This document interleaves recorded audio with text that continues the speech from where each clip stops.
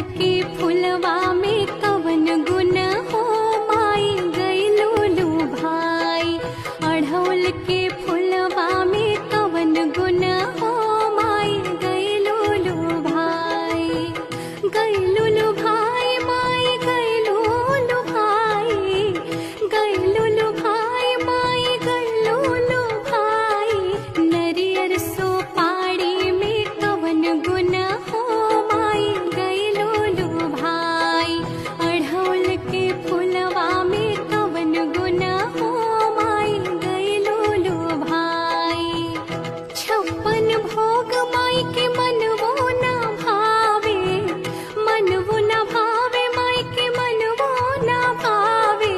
घुघुरी बतासा में कवन गुण हो माई गइलो लो भाई। अढ़ौल के फुलवा में कवन गुण हो माई गइलो लो भाई। हाथी घोड़ा माई के मनवो ना भावे। मनवो ना भावे माई के मनवो ना भावे। सिरवा सवरिया में कवन गुण